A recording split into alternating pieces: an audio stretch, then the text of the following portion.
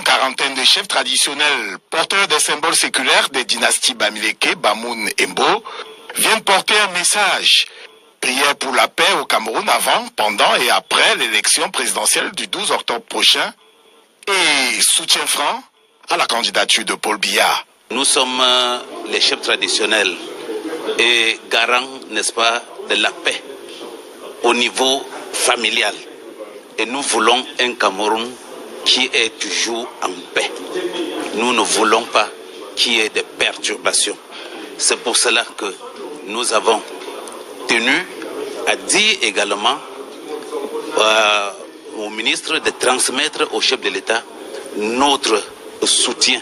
Aux côtés du président du Conseil des chefs traditionnels de l'Ouest, les présences remarquées du sultan roi des Bamoun, Sa Majesté Nabil Mbombo Njoya, du roi des Bafou, Fondong Victor Kana II, et la jeunesse de la tradition incarnée par le prodige Atenken Djouatsa, 13 ans, déjà roi des Fotesa, dans la Menois, ou alors leur majesté Ndomfa Kendeng de Fonsatsula, Isaac Pekeko Feko de Bamenjin, dans les Baboutos, et bien d'autres monarques complètent cette mosaïque d'héritage. Lembo, représenté par leur majesté Thomas Ekeme, Georges Lombat ou Mathurin Ewane de Sanchou, rappelle que les vallées aux plaines, le poids des traditions peut sceller les choix politiques.